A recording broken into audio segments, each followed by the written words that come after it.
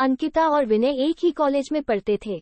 दोनों के एक कॉमन फ्रेंड ने उनकी मुलाकात करवाई थी। पूरा ग्रुप साथ में घूमते फिरते खाते पीते रहते थे। पर अंकिता और विनय की नजदीकियां बढ़ने लगी। देखते ही देखते उनको एक दूसरे से प्यार हो गया। अब वो दोनों अकेले वक्त बिताने लगे।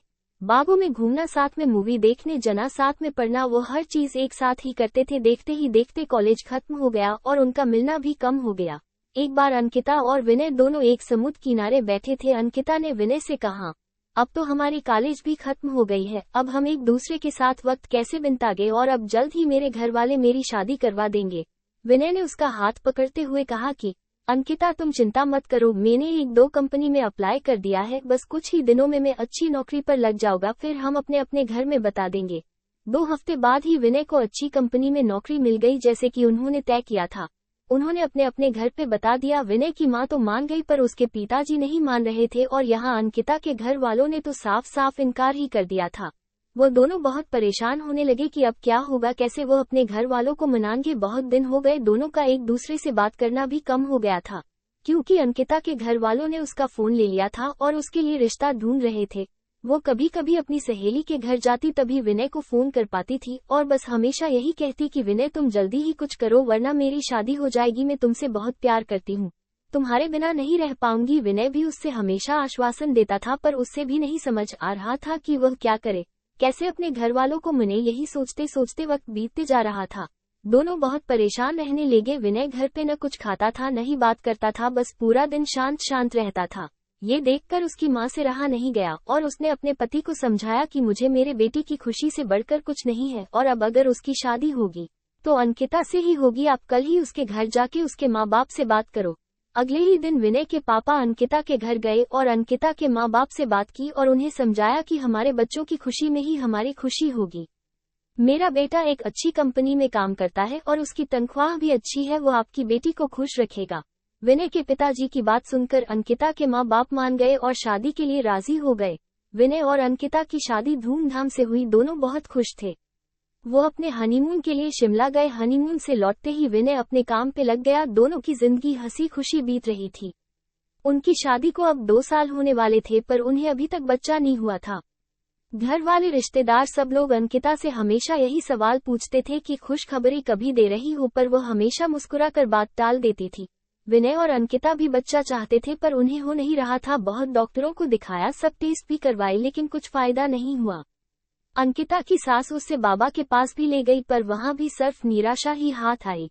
अंकिता बहुत परेशान थी। उससे यही चिंता खाए जा रही थी कि वो कभी मां नहीं बन पाएगी।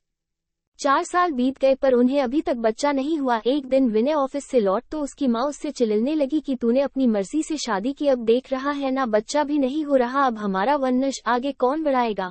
लोगों के ताने सुन सुनकर मेरे कान पक गए हैं। आखिर हमें भी इच्छा होती है कि अपने पोते पोतियों को देखें। ये सब अंकिता सुन रही थी।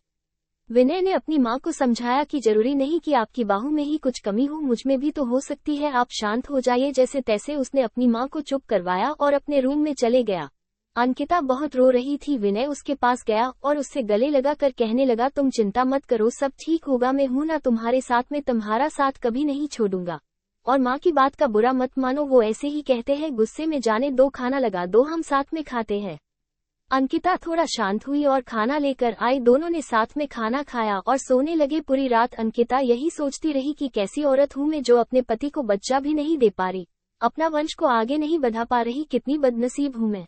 वो पूरी रात नहीं सोए और बस रोए जा रही थी। सुबह हुई, सब अपने अपने काम में लग गए। विनय भी ऑफिस के लिए निकल गया। अंकिता भी अपना काम करने लगी, पर उसके दिमाग में वही रात वाली बात चल रही थी। पूरा दिन यही सोचती रही। रात को जब विनय घर आया तो अंकिता ने उसे खाना दिया और वो दोनों अपने कमरे में सोने की तैयारी कर रहे थे कि तब अचानक अंकिता ने विनय से कहा कि क्यों न हम एक बच्चा गोद ले ले, अब हमें तो बच्चा नहीं हो रहा, क्यों न हम किसी बच्चे को गोद ले और उसे माँ बाप का सुख दे, और हमें भी बच्चे का सुख मिल जाएगा। विनय ये बात सुनकर बहुत खुश हुआ। वो दोनों दूसरे ही दिन एक दत्तक ग्रहण संस्था गए और वहां पूरी बात बताई। दत्तक ग्रहण संस्था वालों ने कहा कि आप एक फॉर्म भर दीजिए, जैसे जैसे ही सब जांच पड़ताल हो जाएगी आपको फोन आ जाएगा। उन्होंने फॉर्म भरा और एक आशा के साथ घर लौटे कि शायद अब उनकी परेशानी दूर हो जाएगी। 6 महीने हो गए, उनको कॉल नहीं आया। विनय जब भी वहां जाता वो लोग उसे एक ही जवाब देते कि कॉल आ जाएगा, पर इंतजार की घड़ियां बढ़ती जा रही थी। अब अंकिता हिम्मत हार चुकी थी, वो पूरी तरह से टूट चुकी थी। विनय भी आखिर कितना उसको समझा पाता, दोनों थक चुके थे। उन्हें अभी कोई उम्मीद ही नहीं रही थी कि वो कभी माँ बाप बन पाएंगे, पर विनय ने अंकिता का साथ और कोशिश करना नहीं छोड़ा। वो हर 2 दिन में संस्था जाता था।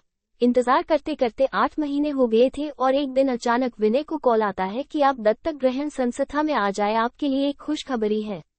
उसने तुरंत अंकिता को फोन करके दत्तक ग्रहण संस्था आने के लिए कहा। दोनों वहां पहुंचे तो उन्हें पता चला कि उनको एक बेटी गोद दी जा रही है, जो कि सिर्फ 5 महीने की है। विनय और अंकिता की खुशी का ठिकाना नहीं रहा। विनय तो खुशी के मारे वही नाचने लगा।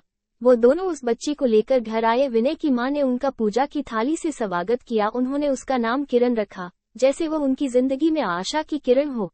वो सब बहुत खुश थे, आखिर उन्हें अपनी बेटी जो मिल गई थी और वो अच्छी से खुशहाल जिंदगी जीने लगे।